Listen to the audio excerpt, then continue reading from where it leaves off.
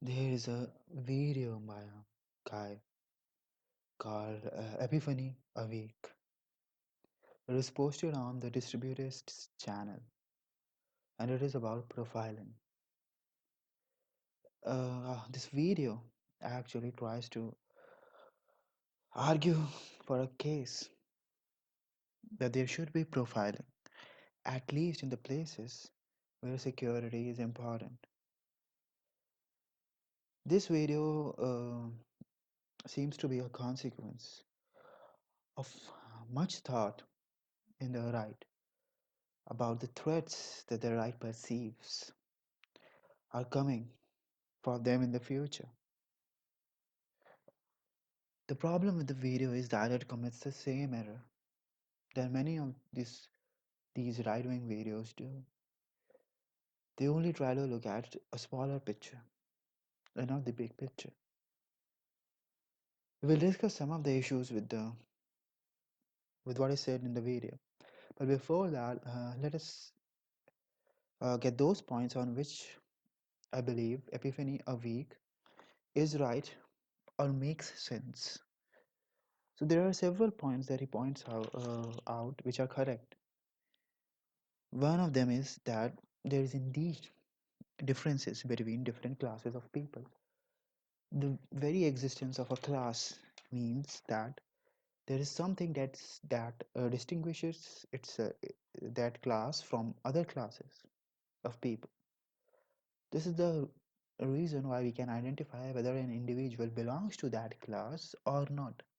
The class distinctions might be very superficial, but they exist.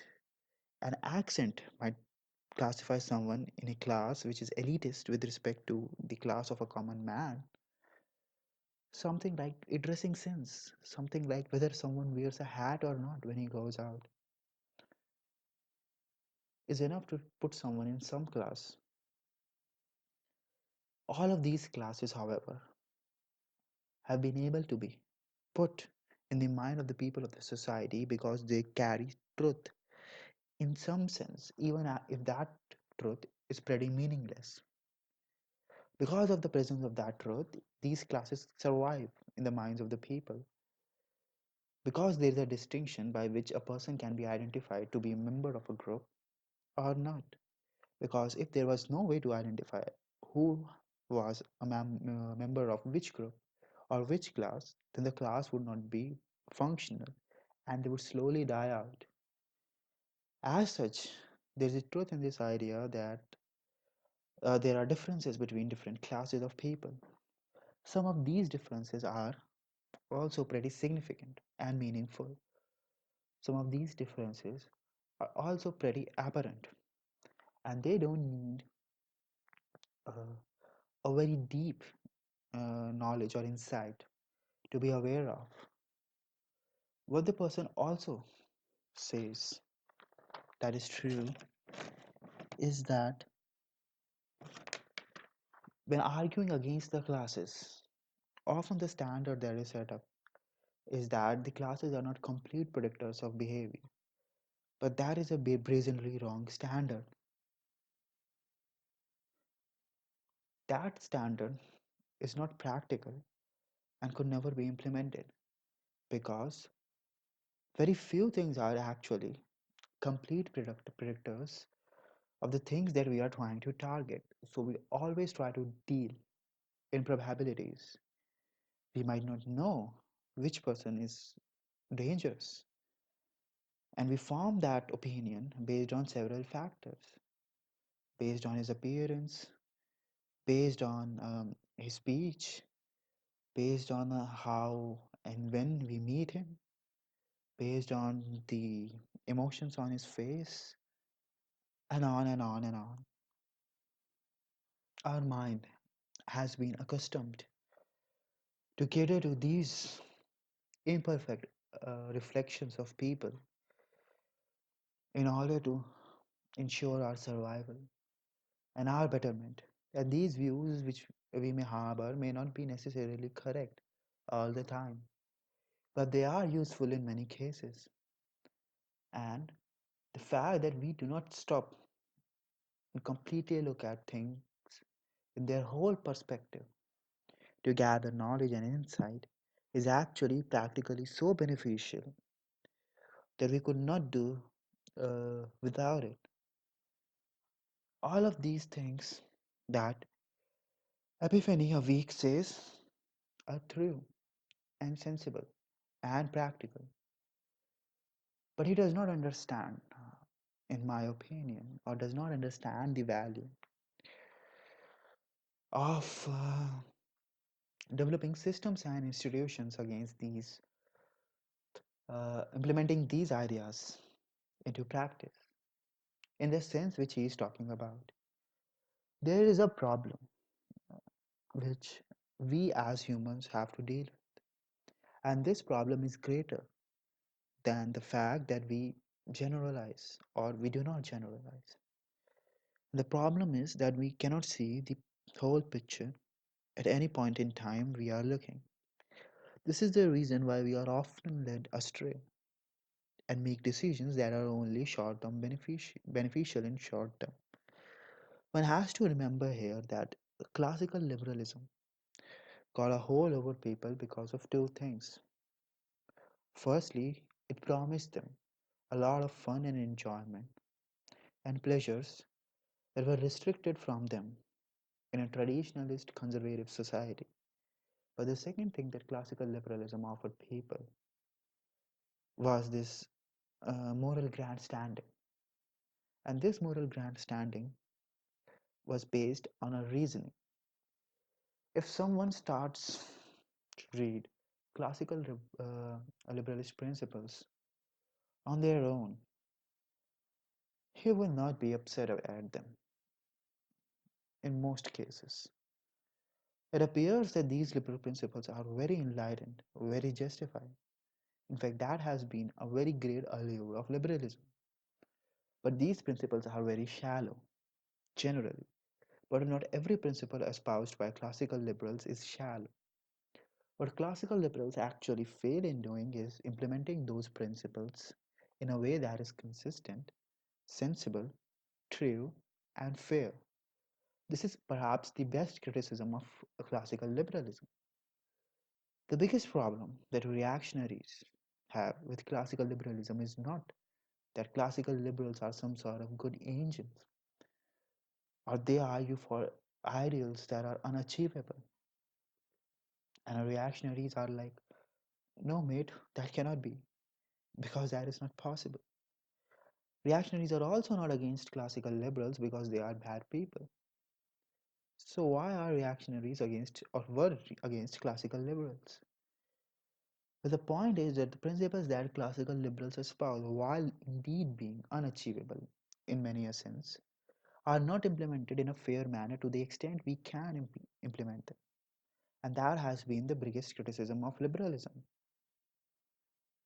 For example, if you look at liberalism, one of the things that you would often find is that in the initial days, liberalism justified acceptance or tolerance of degeneracy by arguing that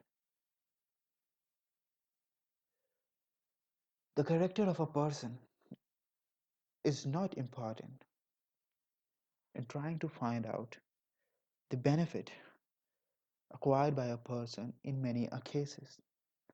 That statement is in some sense sensible. The reason why it is sensible is because character indeed could be very subjective. When the liberals posed this argument in front of the people, the other people could not deny the fact that the character assessment was indeed subjective. And thus, if it was true that we could end up in a society which did not try to assess our character, but saw our worth as pertaining to the occupation, trade, or the movement in which we were, we would all find that beneficial, or most of us would find that beneficial in some sense. And that is a little pipe, and for that we can pay a little price of increased tolerance for moral degeneracy. The liberals, what liberals proposed was pretty interesting and could not be denied because no one could really say that they were perfect human beings. And even if they were perfect, they could be judged harshly by the people who were wrong. This sort of created an equality between the degenerates and the people who were not degenerates. But it was done for a reason. The reason was that while it granted an equality to degenerates and made them on par with the people who were not degenerates, it allowed people more objective living. But the issue with liberalism was that it was never practiced in a fair manner. Of course, it was the case that what was immoral was staunchly defended by liberals to not come under the purview of character assessment that was tolerable. Because the whole point of creating this principle was to defend the so called degenerates. But whenever there were people whose character was somewhat shady, even considered by the liberals, liberals were not shy in assessing their character and denying them many privileges and many things which perhaps those people deserved under the liberal principle. So, if someone was found not to be in line with the character that the society tolerated, he was still penalized. But it was just the case that degenerates were now more tolerated. So, the good of the principle was never found in practice, but the bad was accepted and began showing its effects. It was because liberals were never in the game for to try to establish those principles fairly and consistently. They were there because they wanted to maximize pleasure and minimize pain, according to what they believed was the true representation of a utopia. It is not a straw man because it directly comes from the utilitarian philosophy that liberals follow while deciding their morality. Now, where does profiling come into this picture? Well, the issue with profiling is pretty evident from what the guy himself shows. Epiphany a week, in order to make his argument, shows two pictures. One is a picture of a small girl, and the girl is Asian. And the second is the picture of a guy, a strong, young guy, whose expression is not particularly endearing. Now, why does he choose those pictures? I have no idea, but I can guess something. The reason why he chose those two pictures was because it made his point clearest in the most important sense. The person, one person was young, almost of the age of kids, a girl who was wearing a pink clothing, giving a smile, and seemed pretty harmless in all the sense of the words. But on the other hand, there was this guy. He was young, he was a man, and he was presumably of the other race. And he has that expression on his face which do not seem to consider the world as a place of kindness and love and peace. As such, this man was a perfect candidate for someone's suspicion that this guy is up to no good. And perhaps all of our objective factors which decide these uh, things about the particular people indeed have some truth behind them. Maybe by the expressions one indeed can know whether a person is up to a good or not. Maybe by age, by race, and by the gender, one can identify such persons from the other classes of the people. And in some cases, it seems to be a fact based on the statistics we have. So, what is the problem in all of this?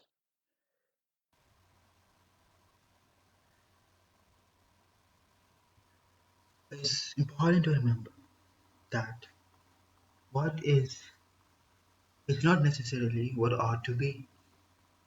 The problem with this system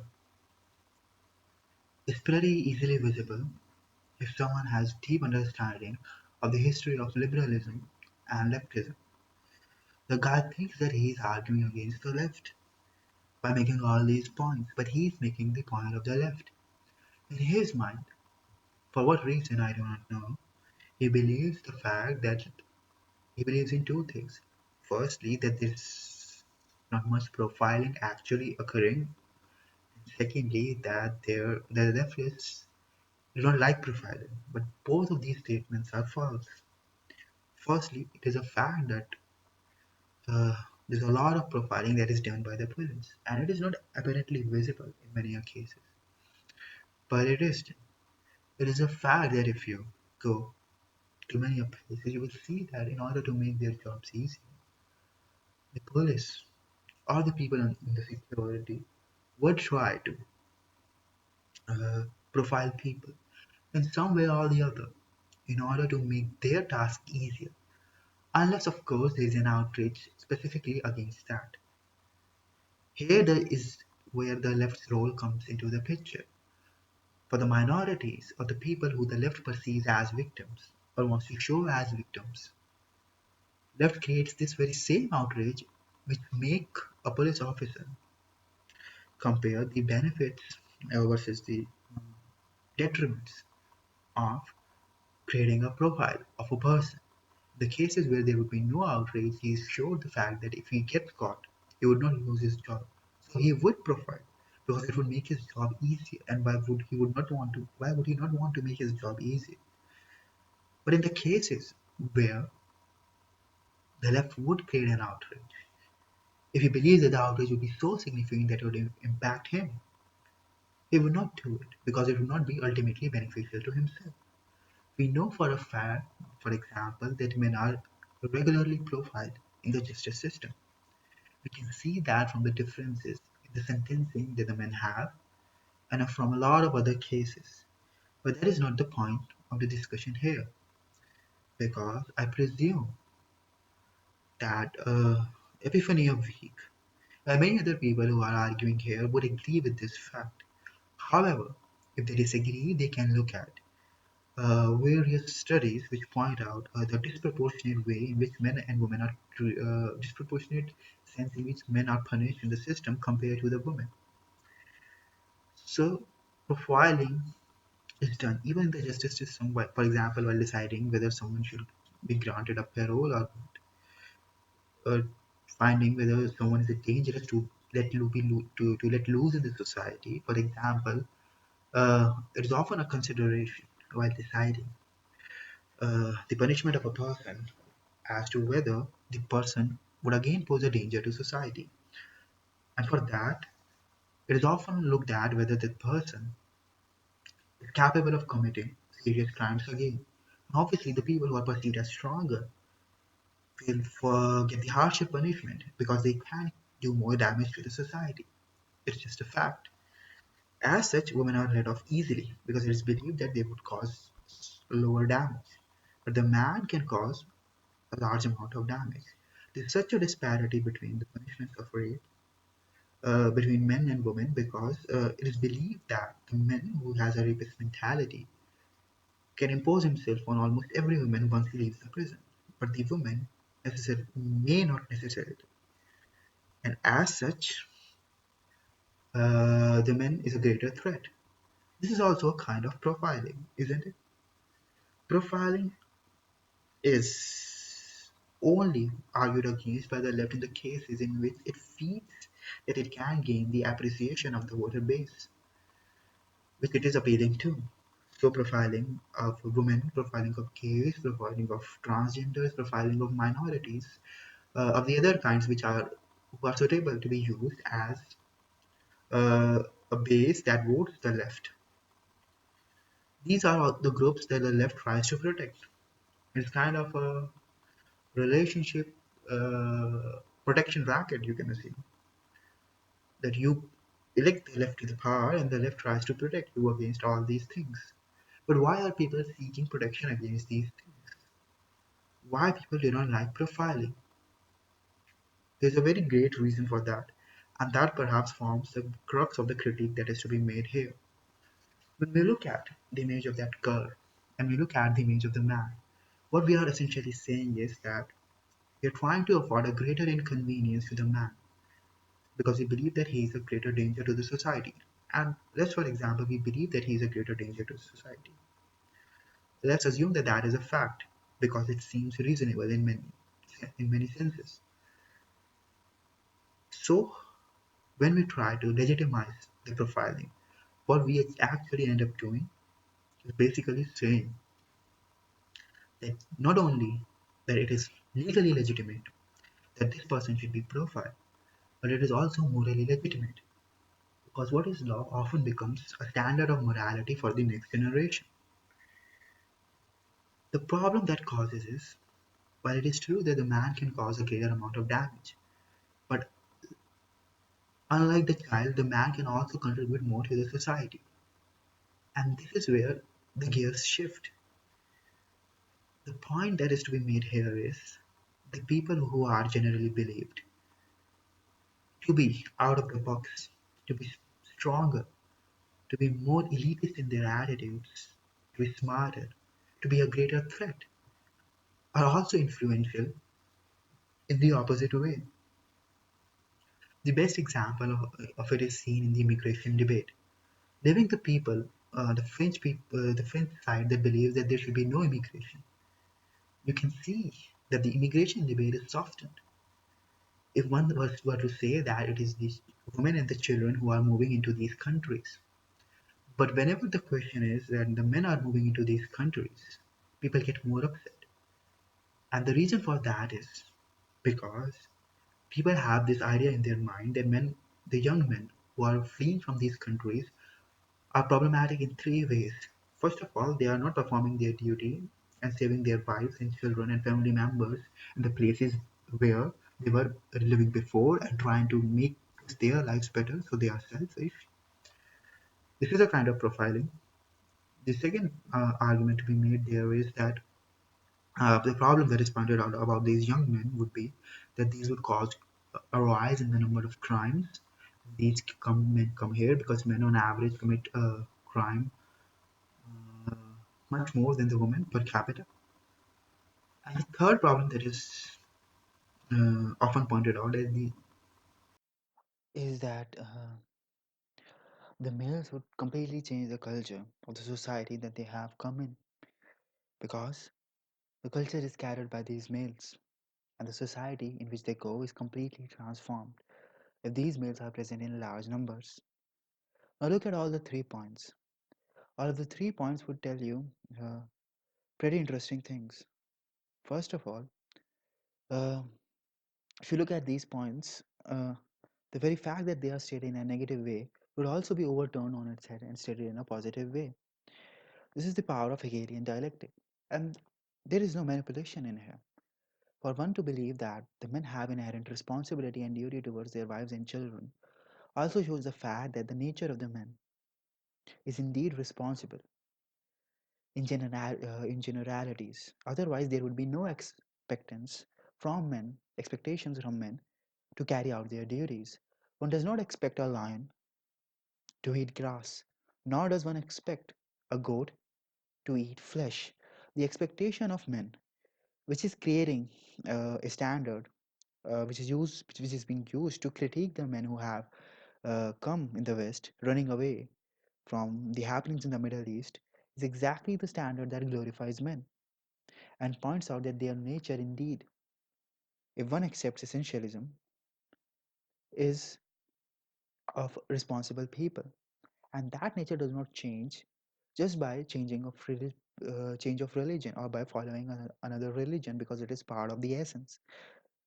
The second thing that is being pointed out about the crime rate also shows the fact that the people believe men to be generally stronger, which is the fact. But this also means that they would be more beneficial to the economy. But women and children would be a net burden to the economy. The male immigrants would commit more crimes because of their strength.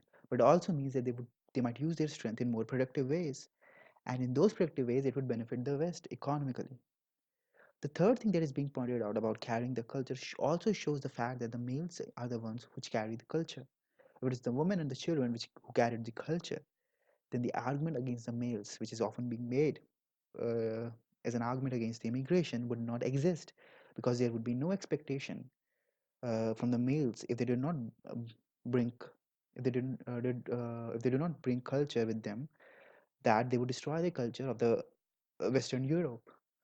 All of these points that are stated negatively against the immigrants could be male immigrants could be transformed positively. But why is that important?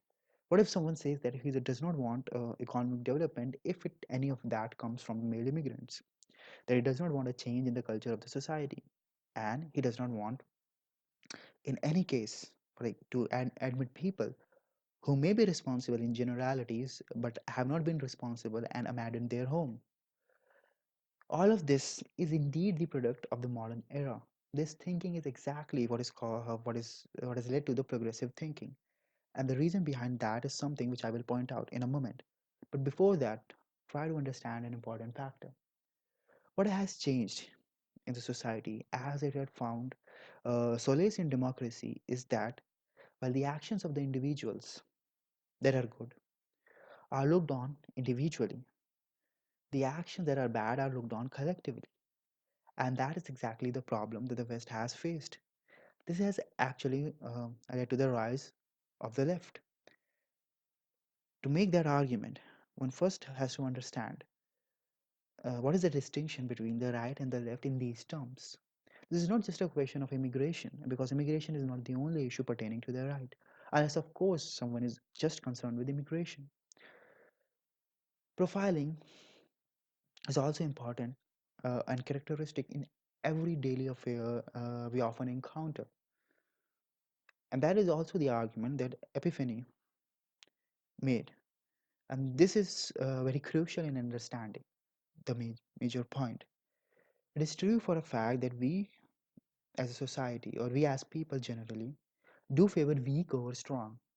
And the reason for that is because unless we are the one who are being impacted in any way, there's obviously a reason to choose the person who we see as weak as being more uh, needy of our power and of our help and strength than the person who is powerful or who we see as powerful. For example, it has never been believed that people should donate money to rich, but only to poor. You can often find out an interesting distinction which is talked about when people are discussing justice. There are few people who would say that they would stand with justice, regardless whether a powerful person is being benefited or a weak person is being benefited. But there are a large number of people who would say that they would take the side of the weak and will try to protect him from the perceived strong. But you will never find a person who will openly admit that he will take the side of the strong. Unless, of course, he is being benefited in some way by the strong or he believes that the strong person to be innocent. We try to often side with the underdog because by siding with the underdog, we serve our heroic instinct. The reason why West is in shambles is precisely because of an overdose of this type of feeling. As the Western society became more advanced and the number of the crimes reduced and the people who were weak were equalized and put on the same level as the people who were strong or perceived as strong, there should have been complete equality between these two groups. But because people still see certain groups as weak, they continue to favor those groups because in individual interactions those groups appear to be weak. For example, it might be the case that now the condition of the woman has improved to a very great extent. But in an interaction between a man and a woman will still be believed to be underdog. And this is the reason why most of the people in any given society would favor the woman. And that is problematic because this is what leads to the leftist thinking. The leftists start their uh, politics from this very same point in which, as a collective, the whole duty of the collective is to protect the weak from the strong, which means putting some types of restrictions on the strong, on the behavior, which also leads to the problem because the strength of the person is not exemplified in the society. It leads the society to degeneracy because the weak people cannot imitate the strong, but the strong people can be restricted to become the weak. A very great example is something that you can see from watching sports. It is impossible to make a player who is a low level footballer, a soccer player, to perform at a high level. Even if you give him drugs, not all parameters, his skill won't necessarily improve. He might perform better physically, but his skill level would remain constant. But it is possible to make a high level player play like a low level player. And one can do that by either emotionally manipulating or damaging the high level player, or by physically restricting him. Our society, or any society in general, suffers from this very problem in which people can be made weak artificially, but they cannot be made strong. And in absence of the strong people, the society generally suffers because it suffers from successive convulsions, which is the best term to describe these kind of societies. With each wave, as the empathy of the people grow, the people pave a way for the destruction of their own societies because they expel or treat harshly all the people who are capable and strong and deserving of merit. This is the problem that even Nietzsche found in the Western societies. This problem actually plagues much of the political thought. But why it is essential here? It is essential here because profiling does exactly that. Now, in certain societies in which there is complete principled approach towards looking at things, profiling would not be harmful because there would be principles backing that up. But if you lead profiling to the denizens of a nation, it will always be mixed with empathy. And that empathy is just emotional. Because of that empathy, the profiling will always lead to disastrous consequences. What many people seem to not understand and miss out is that the whole point of feminism, for example, was that profiling of men was okay. Remember, there was a time in which when feminism was accepted by many people in the form that it existed at that time. Even during that time, the issue with feminism was not that it was trying to liberate women, because that is something that most you cannot argue against in front of most of the people, even if you have valid reasoning. The problem with that feminism was basically that it argued that there were certain traits in men and in society which made them undesirable and they need to be corrected. Remember, most of the people who have problem with liberalism and its offshoots do not have a problem with the basic tenets of liberalism if the world as thought by liberalism was indeed true. That is because a normal male person walking down the street has no problem what anyone is doing if what they are doing does not affect him in any way, physically, psychologically, emotionally. But if it is affecting him in some way, or he sees the effect of that on his society, on future generations, or anything that he considers valuable, he will try to argue against that or act against that. Liberalism generally follows a tautology. Firstly, the liberals declare that there is a certain thing which has no effect on the other people, though it has. And then it argues that because it has no effect on the people, other people should not be concerned with it. And when it has argued that, it makes a lot of sense because what does not affect me is not something that I would care about. But the fact is that it does have effect on the people. As much as a simple advertisement has an impact on people because it conditions them to think in a specific way. This is the reason why advertisements are made.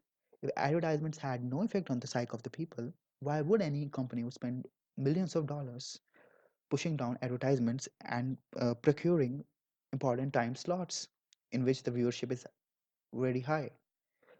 We believe, based on facts and reasoning, that whatever is present in the society, which which we can observe or which we can conceive, has an effect on us, at least psychologically, and it shapes our mind.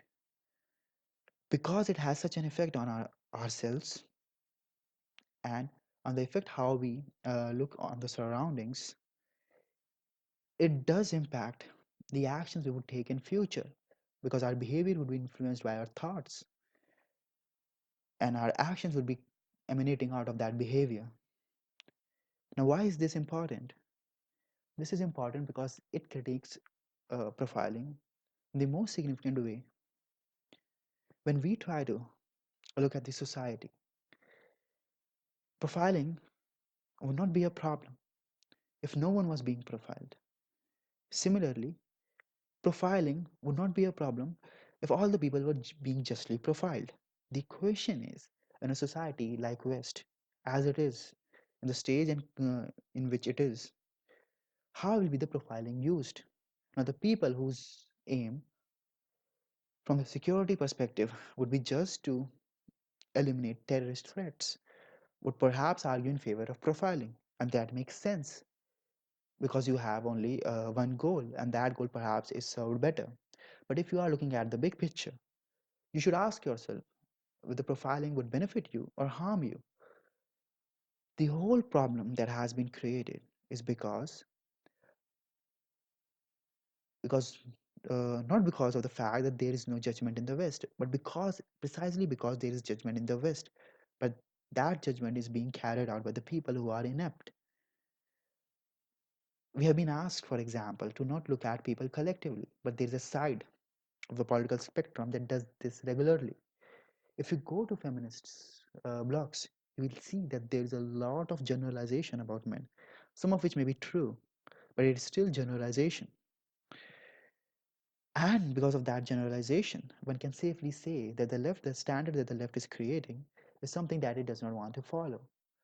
Profiling is actually being used by the feminists, and not just by the feminists, by the people of the minority races or the activists in those minority races, by the people who are arguing against normal traditional family structure, against cis, uh, cisgender, heterosexual normalcy that is seen in the society.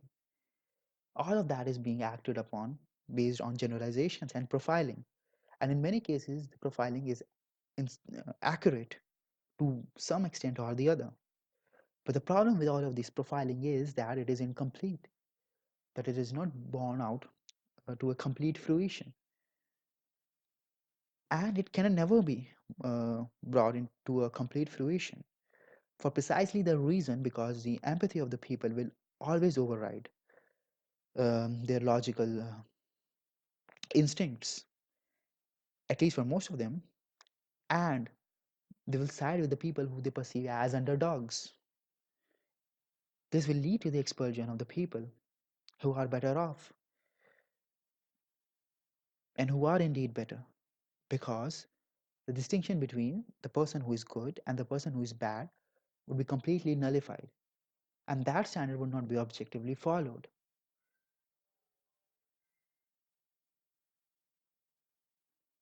Profiling would perhaps have been a great argument.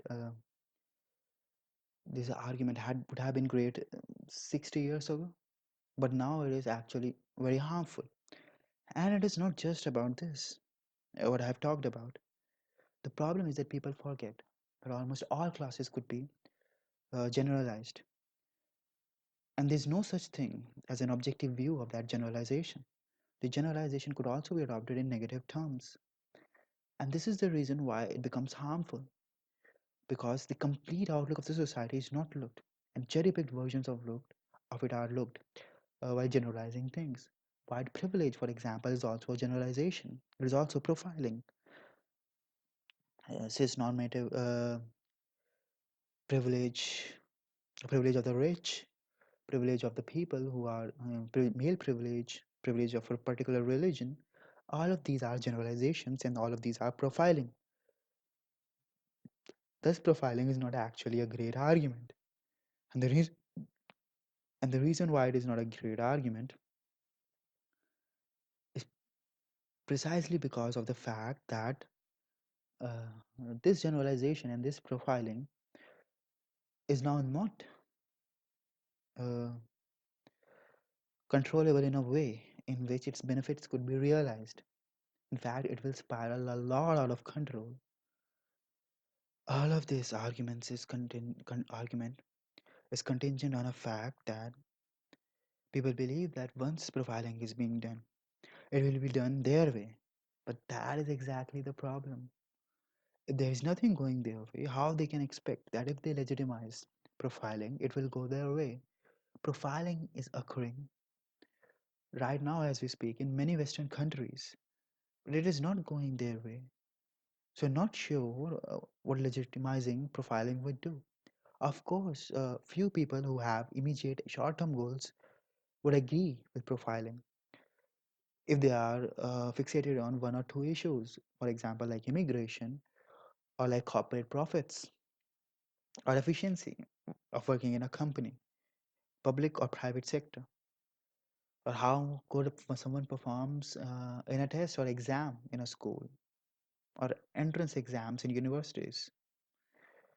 Aside from that, even if one grants were in all those cases, profiling would work exactly as these people are thinking it would it in other areas of life? Is it not true that the left also uses profiling to a great extent? Isn't that behind almost every society breaking movement? It is profiling. Somehow people have this strange mentality on the right. And this is so much seen on the consequentialist right. A very great idea that if we just started arguing differently, things would change. But that doesn't make sense because the whole point is that the power is not with you. And just by legitimizing something or delegitimizing something, the power balance would not shift. Any view that someone has in his mind, even if it is put in their mind through something which could be called in some ways a propaganda, is about generalization. If it was all about individuals, we would not even face the problems associated with individualism.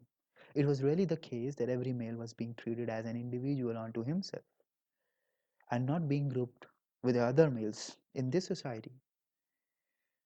The problem of the males would be greatly reduced. But the whole point is that it is not being done. Profiling is still happening.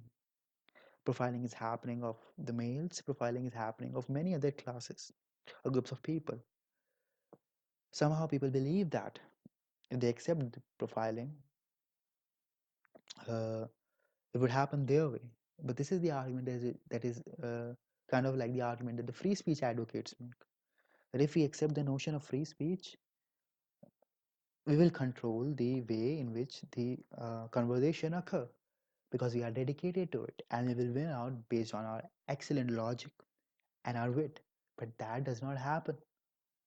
And the reason why that does not happen is because the left's view appeals directly to people's emotions and they want to side with the underdogs.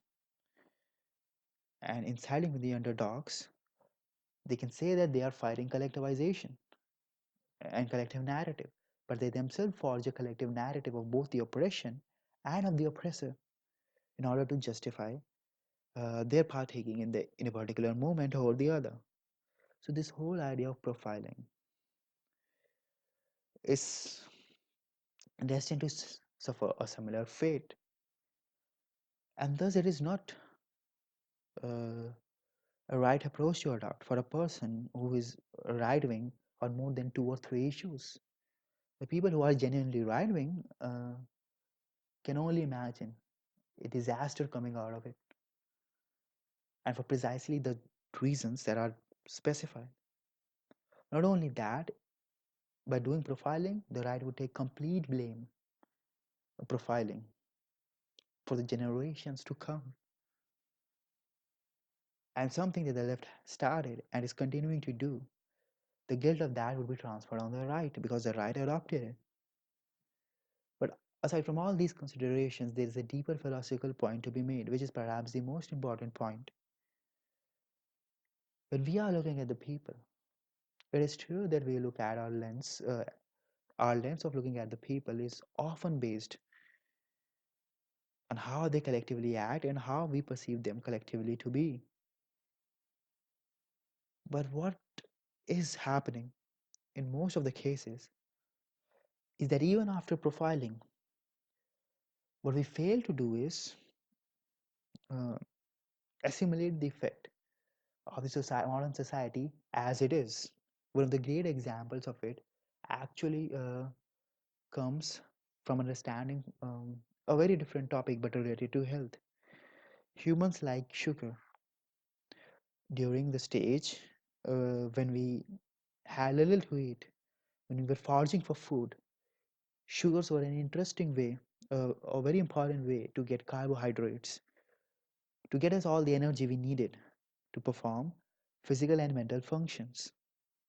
At that time, we needed both sugar and fats because we used to work more. But now, as humans are living in isolation in their own homes, in humans are, but because humans are now living in isolation, generally or are mostly, you don't perform that amount of physical work. The sugars and the fats are actually harming the humans, and the reason for that is because we were designed to live not in the conditions that we are living in, and for that reason, our liking of sugar and fats is more than what our own body can handle. And this is the reason why obesity is a great problem, especially in US. Similarly, when we are trying to analyze the society from our instincts, what we often fail to do is to assimilate the effect of the way the society currently is. And as such, we make decisions that are wrong. And this is actually the reason why the left becomes stronger, not weaker. And this is also exactly the reason why injustice thrives. And there is an exit of truth. Philosophically speaking,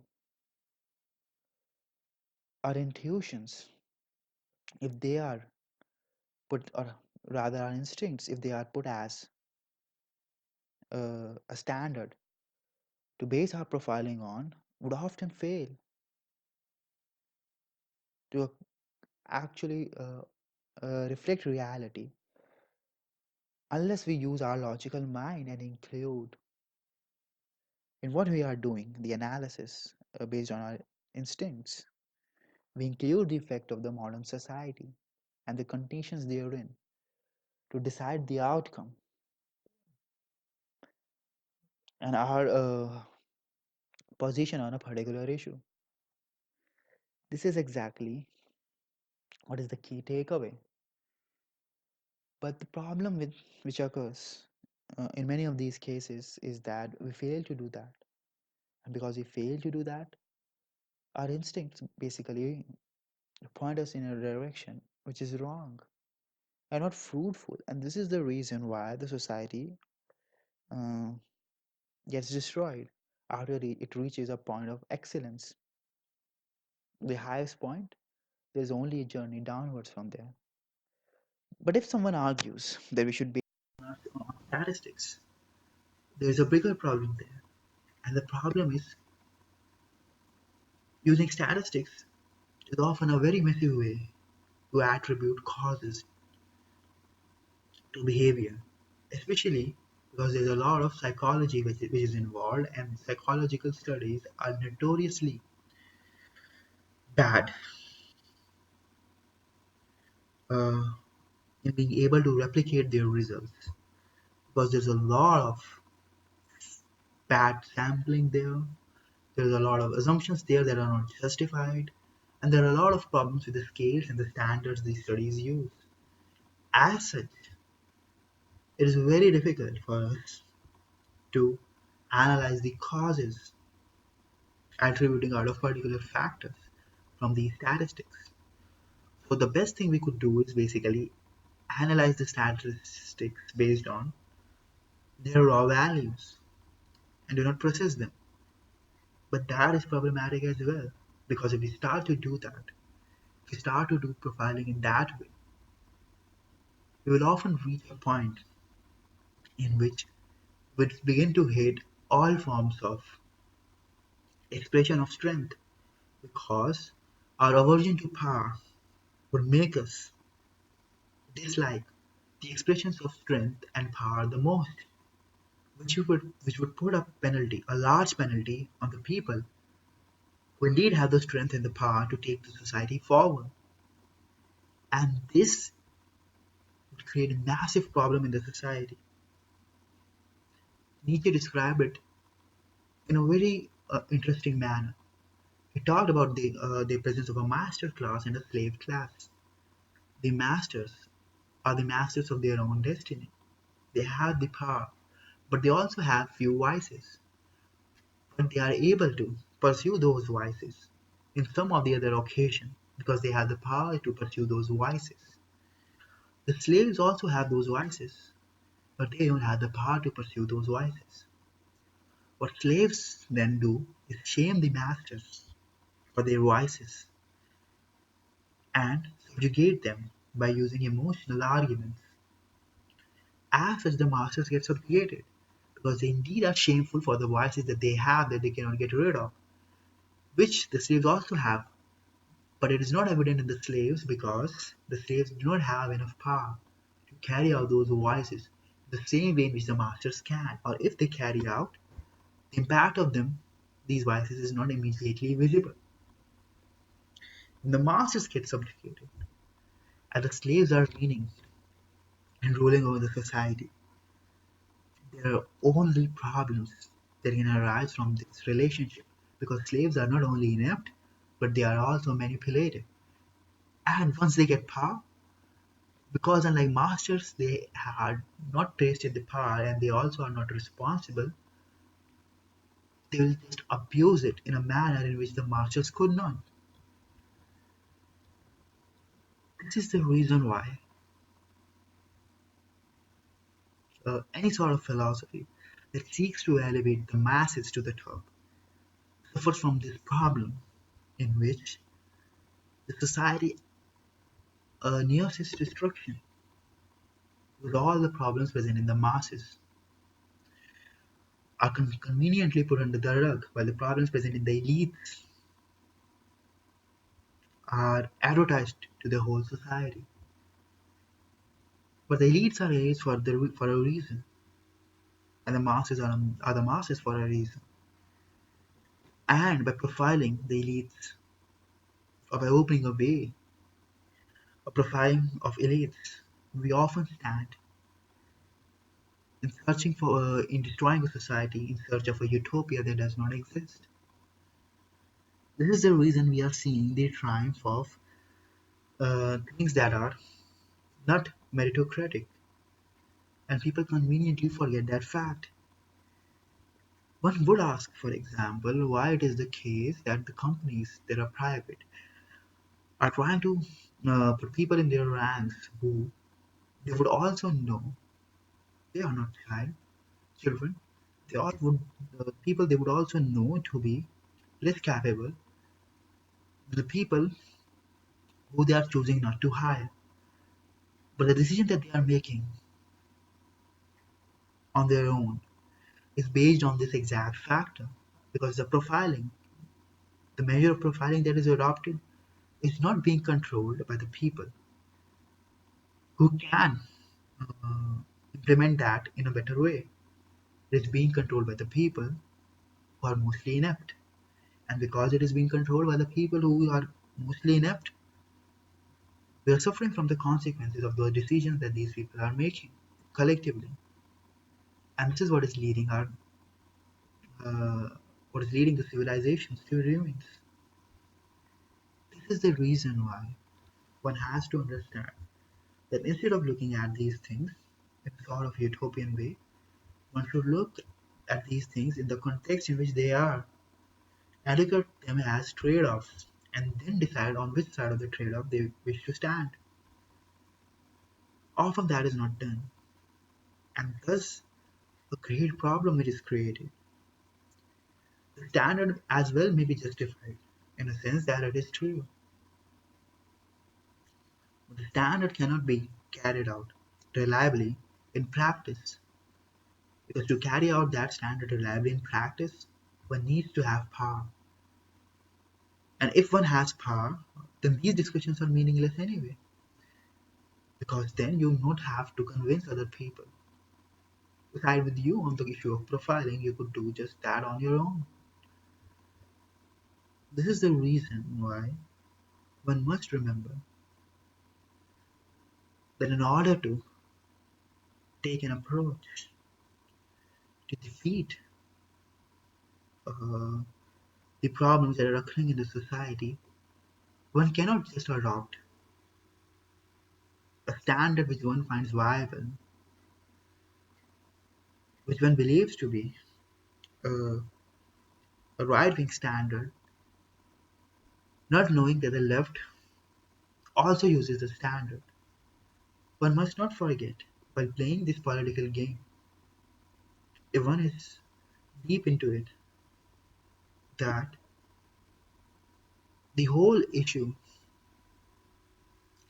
of actions versus words that come into the picture comes because the political opponents are not consistent in carrying out the actions according to their words.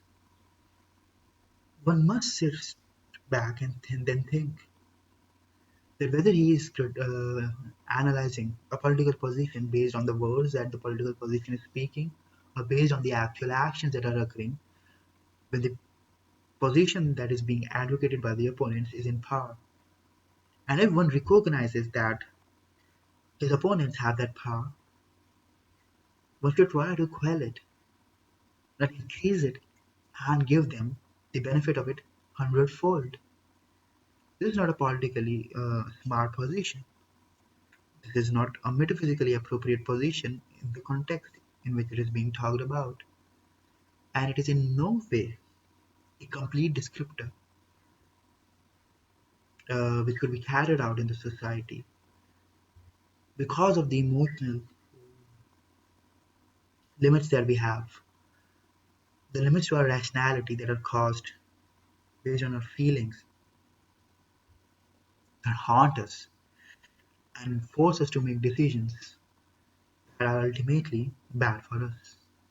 In this sense, profiling stands not as a great thing to be pursued if one is looking at the bigger picture, because it will always be subjected to the problems mentioned